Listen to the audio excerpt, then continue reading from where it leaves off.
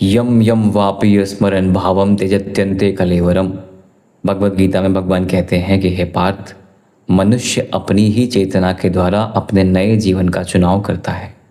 ये चीज़ हम सब पे एप्लीकेबल है, चाहे मैं हूँ या आप। हम सब अपने ही विचारों, अपने ही कर्मों के द्वारा इस जीवन को हमने चुना है।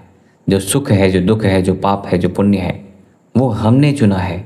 इसलिए जो चल रहा है, जो हो रहा है, उसका बहुत विरोध मत करिए, उसको ठीक करने का प्रयास करिए। लेकिन सिर्फ नेगेटिवली इसके बारे में सोचने से कि हाय मेरे साथ ऐसा क्यों हुआ, कुछ फ़ायदा नहीं है, क्योंकि इसका चुनाव आपने ही किया है। मित्रों, आगे बढ़ने से पहले आज का प्रकरण हमारा मकर राशि का है। अगस्त का महीना कैसा जाएगा यही समझने का है। लेकिन उससे पहले मैं एक चीज़ कंफर्म करना चाहता हूँ कि अगर आप ये सोच रहे हैं कि इस अगस्त के महीने में लॉटरी लग जाएगी, मैं फर्श से अर्श पहुंच जाऊंगा, मिलियंस ट्रिलियंस कमा लूँगा, राजा बन जाऊंगा, जैसा कि अन्य अन्य लोग ऐसा बताते हैं कि अगस्त के महीने में ऐसा होने वाला है, तो कृपया ये वीडियो यहीं पर छोड़ दीजिए। ये वीडियो आपके लिए नहीं है। लेकिन अगर आप सच में जानना चाहते हैं कि कर्मों के माध्यम से, जनजीवन के माध्यम से, ग्रहों के गोचर के माध्यम से क्या क्या भाव इम्पैक्ट में आ रहे हैं, और जो भाव इम्पैक्ट में आ रहे हैं उनको आपका कर्म क्या एक्सीलरेशन देगा, तो क्या रिजल्ट्स आएंगे, तो ये वीडियो आपके लिए है। वीडियो को अंत तक देखिएगा। यहाँ पर हम समझेंगे कि क्या क्या इम्प्लीमेंट्स में आएगा और कितना आएगा, उसको सीखने का प्रयास करेंगे। ठीक है, देखिए मित्रों, मकर राशि के लिए शुरू करेंगे आपके फर्स्ट हाउस के लॉर्ड से ही। जुलाई के 27 तारीख को ही आपके फर्स्ट हाउस के लॉर्ड यानी कि शनि महाराज वक्री हो गए हैं। अब शनि वक्री होकर के आपके थर्ड हाउस बैठे हैं। हालांकि पुरुषार्थ पराक्रम वाले भाव में पाप ग्रह अच्छा कार्य करते हैं, और जब पाप ग्रह अच्छा कार्य करते हैं तो आपको पुरुषार्थ पराक्रम करने का मौका भी मिलता है, मेहनत करने का मौका भी मिलता है। इसका एक नेगेटिव साइड है, सैटर्न का एक नेगेटिव साइड है। अगर ये पुरुषार्थ पराक्रम वाले भाव में बैठ करके वक्री हो गया तो ये समझिए कि पुरुषार्थ पराक्रम करने में तकलीफ देगा। राइट, पुरुषार्थ पराक्रम करने का मौका मिलेगा, मतलब ऐसे रास्ते मिलेंगे जहाँ पे एक्स्ट्रा एफर्ट डालना ही डालना है और कोई विकल्प नहीं है। लेकिन वो एक्स्ट्रा एफर्ट डालने का रास्ता जो है आपका, वो आपका रूटीन, वो रिचुअल, वो हैबिट ही आपका ट्रांसफॉर्म होने में दिक्कतें करेगा। आपको लेथार्जी, आलस, प्रोक्रेस्टिनेशन बढ़ा के रखेगा। ये शनि आपके लिए नेक्स्ट 138 डेज के लिए आपके थर्ड हाउस में वक्री हुआ है, और वक्री होकर के इसका जो थर्ड एस्पेक्ट है वो आपके फिफ्थ हाउस पे है, स्टमक वाले भाव पे है, शिक्षा वाले भाव पे है, संतान वाले भाव पे है, प्रेम वाले भाव पे है, पुरातत्व पे है, मानसिक यात्रा पे है, आपकी लेखनी पर है, आपके हॉबीज़ पर है, आपके कोडिंग पर है, आपके स्किल्स पे है। तो ये शनि का इम्पैक्ट इन सब भावों को लेकर के जीवन में एक स्लोनेस लाता हुआ दिखता है। शनि वक्री वाली वीडियोज़ अगर आप सबने देखी है मेरी, जो मैंने लास्ट वीडियो बनाई थी इस राशि पे, वहाँ आपने समझा है कि कौन सा गोचर आपके लिए कैसा जाएगा, ये तो आपने समझा है ना, नंबर्स के माध्यम से, भिन्नाष्टक वर्ग के माध्यम से। तो ये शनि अगर वहाँ पे नंबर्स कम है तो ये समझिएगा कि आपको स्टमक की तकलीफ देगा, आपके शिक्षा में, आपके मानसिक चेतना में डिस्टर्बेंसेस क्रिएट करेगा, फोकस के इश्यूज बनाएगा। ये शनि आपकी यात्रा वाले भाव को और शुक्र को भी देख रहा है, तो जीवन में जो भोग विलास है उसको भी डिस्टर्ब करेगा। अगर नंबर्स खराब हैं तो विनाशक वर्ग में, अगर नंबर्स अच्छे हैं तो ये समझिएगा कि ये शनि जो है आपके शिक्षा में, आपके संतान में, आपके प्रेम जीवन में, आपके पुरातत्व में, आपके हॉबीज़ में, आपके लेखनी में डेप्थ लेकर के आएगा, रिसर्च ऑकल्ट में डेप्थ लेकर के आएगा, धार्मिक यात्राओं में कठिन यात्राएं भी करा देगा आपसे, आपके एजुकेशन को लेकर के कठिन परीक्षा भी पास करा देगा आपसे। ये शनि है।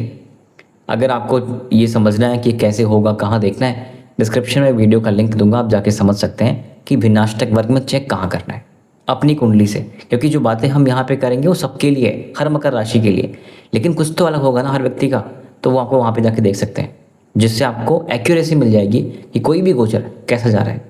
तो शनि यहाँ पे आपको फिफ्थ हाउस का इम्पैक्ट देगा, फर्स्ट हाउस का लॉर्ड है और वक्री हुआ है, तो हैबिट फॉर्मेशन थोड़ी सी मुश्किल होगी, येट कर सकते हैं। मंगल की उच्च राशि आपकी है, आप क्या नहीं कर सकते, आप कुछ भी कर सकते हैं। उसके बाद ना आप शनि का जो इम्पैक्ट है आपके भाग्य वाले भाव पे, पिता वाले भाव पे, और शनि का जो इम्पैक्ट है 8, 9, 10 आपके 12वें घर पे। तो मोटा मोटा देखा जाए ना, मतलब शनि का इम्पैक्ट 12वें घर पे है, शनि का इम्पैक्ट 5वें घर पे है, तो 5वां और 12वां जो कॉम्बिनेशन बन रहा है which is not too good for health. लेकिन जो लोग विदेश जाना चाहते हैं, एक्सपोर्ट इम्पोर्ट के बिजनेसेस में हैं, डिजिटल चीज़ों के साथ काम कर रहे हैं, विदेशी कंपनियों के साथ काम कर रहे हैं, उनके लिए शनि का ये गोचर अच्छा है। और विदेश वाले भाव को देखना ये भी अच्छा है। जो लोग लीगल लिटिगेशन मामलों को लेकर थोड़े परेशान चल रहे हैं, उनको थोड़ी सी और मंदी दिखाई देगी। ठीक है, अभी शनि के 3rd हाउस इम्पैक्ट के अतिरिक्त आपका जो राहु है आपके 2nd हाउस बैठा हुआ है। यथा राहु तथा शनि, धन वाले भाव में राहु का बैठना कहीं से बुरा नहीं होता, खासकर तब जब ये राहु आपके अपने राशि यानी कुंभ राशि में हो। समस्या किस चीज़ को लेकर है? आपके तामस भोजन को, आपके पारिवारिक संबंध को, आपकी वाणी को, दुर्मुख योग का निर्माण होगा, क्योंकि ये केतु भी आपके 2nd हाउस को देख रहा है, राहु वहाँ बैठा ही है। दो पाप ग्रह का इम्पैक्ट आपके 2nd हाउस पे, और 2nd हाउस का लॉर्ड वक्री हो गया है।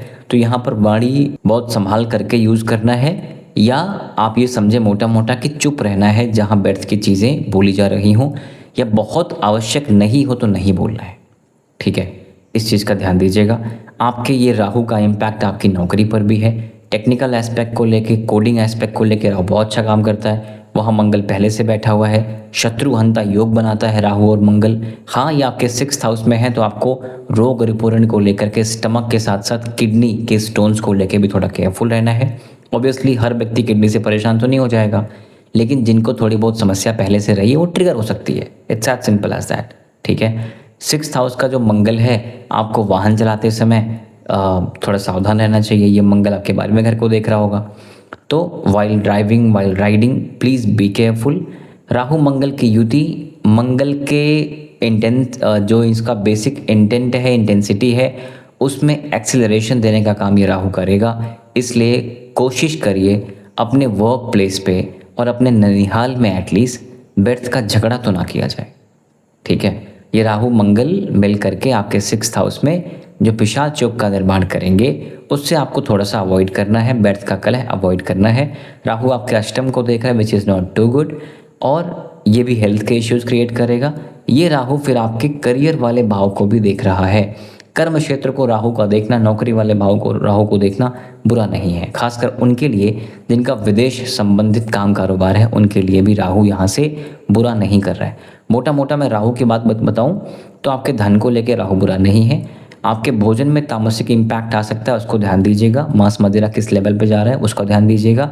गाली गलौज नहीं करें, ये भी ध्यान दीजिएगा। आवश्यक नहीं हो तो चुप रहें, ये भी ध्यान दीजिएगा।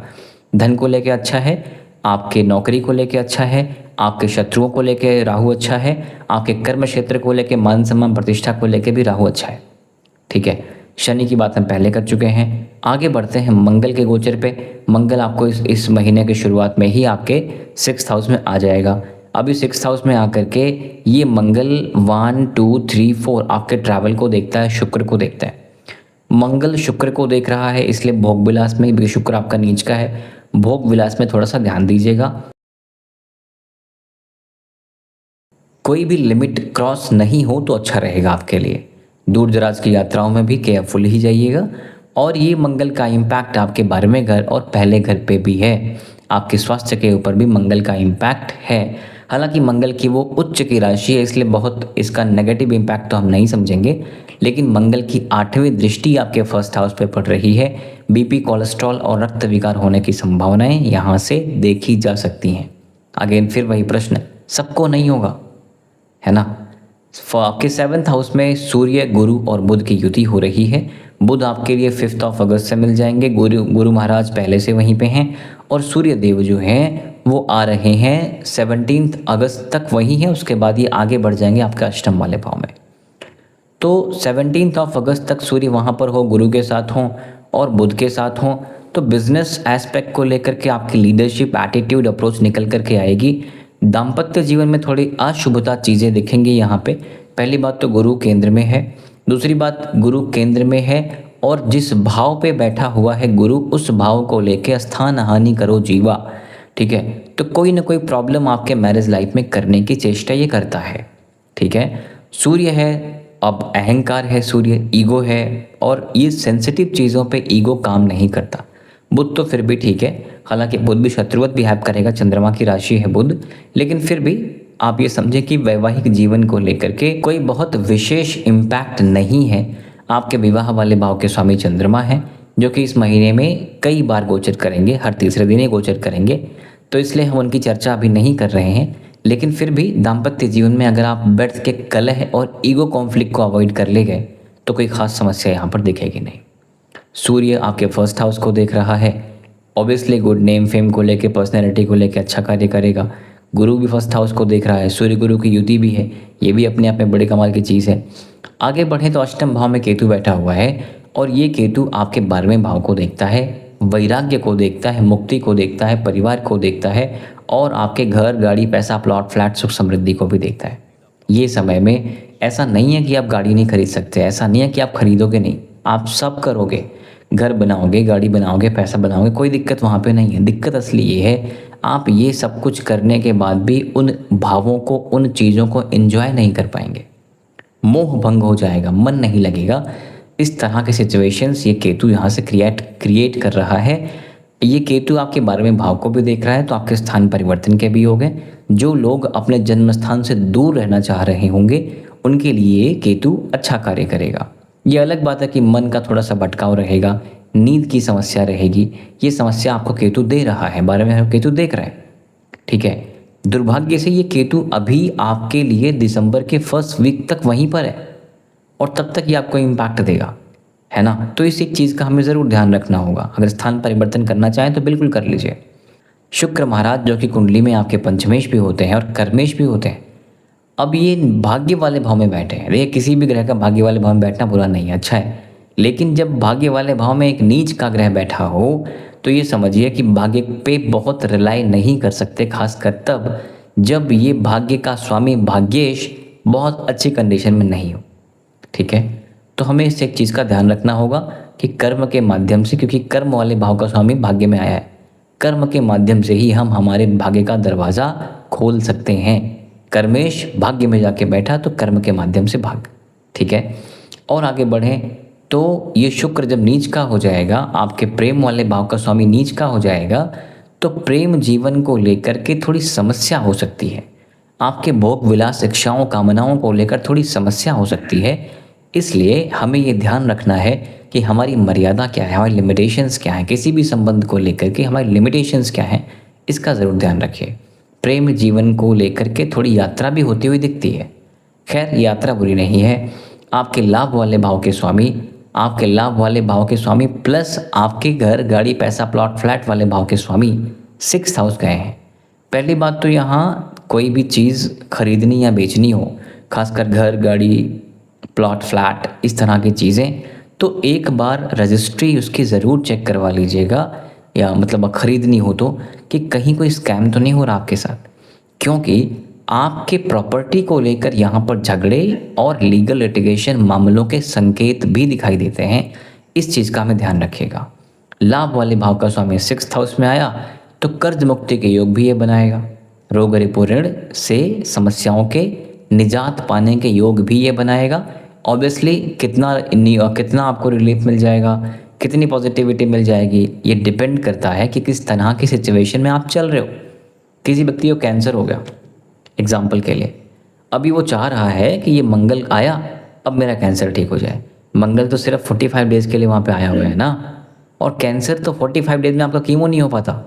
तो ऐसे ही जिस भी तरह से समस्याओं से आप जूझ रहे हैं, अगर किसी तरह की समस्या से जूझ रहे हैं तो समस्या की गंभीरता को समझना पड़ेगा। क्या ये बड़ा है या छोटा? अगर छोटी समस्या है तो बिल्कुल ये मंगल लाभ देगा, अगर बड़ी समस्या है तो भी लाभ देगा, लेकिन वो लाभ क्या इतना बड़ा लाभ है ये तो कुंडली आपके बताएगी, और वो समझना आपको पड़ेगा। कैसे, वो बता चुका हूँ, डिस्क्रिप्शन में लिंक है। और आगे हम बढ़ें, आपके विदेश वाले भाव के स्वामी प्लस आपके पुरुषार्थ पराक्रम वाले भाव के स्वामी गुरु महाराज उच्च के होकर के बैठे हैं। तो बिजनेस सिलसिले को लेकर के एक तो पैसा आपका इन्वेस्ट होता दिखता है, बिजनेस में धन हानि के भी योग दिख रहे हैं, इसलिए थोड़ा ध्यान हमें ज़रूर देना है। चौथे घर का स्वामी जब पीड़ित हो जाए, शत्रुवत हो जाए, नीच का हो जाए, वक्री हो जाए, तो उसको बंधु विसत्याग योग कहते हैं, जिसका तात्पर्य यही होता है कि आपको प्रॉपर्टी में चीटिंग के योग बन रहे हैं। इस बात का हमें ध्यान रखना होगा, ठीक है।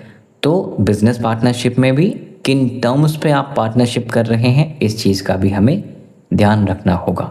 गुरु आपके पुरुषार्थ पराक्रम को देखता है, शनि को भी देखता है। ऑब्वियसली गुरु की दृष्टि अमृतमयी है तो समस्याएं कम से कम करने का प्रयास करेगा, लेकिन वही प्रश्न की बार बार चतुर्युग शास्त्राणि दीनमे का पितामह 4 बिलियन सालों से आप जो बार बार यहाँ पे आ रहे हो जा रहे हो, प्रारब्ध कहीं पीछा नहीं छोड़ता। कर्मफल तो हैं, यम यम वापी स्मरण भाव, कर्मफल तो हैं, उसी के आधार पर है। तो कोई भी उपाय करके, कोई भी पाप पुण्य ग्रह किसी भाव को दृष्टि दे करके क्या आपके पुरुषार्थ पराक्रम को अच्छा कर देगा? उत्तर है कि आप मंगल के उच्च की राशि हैं, इसलिए पुरुषार्थ पराक्रम तो आपको स्वयं ठीक करना है, रूटीन्स, रिचुअल्स, हैबिट्स के जरिए।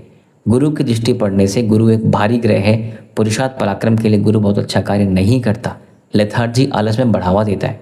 क्योंकि गुरु फैट का कारक है, आपके बॉडी में इररिलेवेंट फैट बढ़ाएगा, जिससे ऑटोमेटिकली आपका ब्लड फ्लो डिस्टर्ब होगा, आपका कोलेस्ट्रॉल डिस्टर्ब होगा, आपके न्यूरॉन्स कंफर्टेबल नहीं होंगे, थॉट प्रोसेस डिस्टर्ब होगा। इसलिए फिजिकल फिटनेस बेहद ज़रूरी है हर उस शनि की राशि को, जो खासकर अभी के टाइम पे शनि वक्री हो चुका है, तब फिजिकल फिटनेस पे ज़रूर ध्यान दीजिएगा। क्रक्स बताऊंगा तो धन को लेकर समस्या नहीं दिखती, इनकम को लेकर कोई खास समस्या नहीं दिखती। प्रॉपर्टी इत्यादि के लाभ में एक बार ज़रूर क्रॉस वेरीफाई ज़रूर कर लीजिएगा। पुरुषार्थ पराक्रम में थोड़ा लेथार्जी, आलस के योग हैं, वाणी पे ध्यान दीजिएगा। ट्रैवल होने के योग्य हैं। भाग्य वाले भाव का स्वामी आपके 7th हाउस चला जाए तो पार्टनरशिप में भी भाग्यवश चीज़ें बेहतर होने के भी योग हैं। तो ये रहा कि मकर राशि के लिए अगस्त का महीना कैसा जा रहा है। उपायों की बात ज़रूर करें मित्रों। 1st हाउस लॉर्ड सैटर्न, इनके महागुरु भगवान शंकर, तो सावन के महीने में हर जातक को रुद्राभिषेक तो करना ही चाहिए। सावन में रोज हर दिन भगवान शंकर को जल अर्पित करिए। अगर वेल्थ अक्यूमुलेशन की दिक्कत चल रही हो, नौकरी में तकलीफ चल रही हो, स्वास्थ्य में समस्या चल रही हो, गणपति की आराधना करना बिल्कुल नहीं भूलें।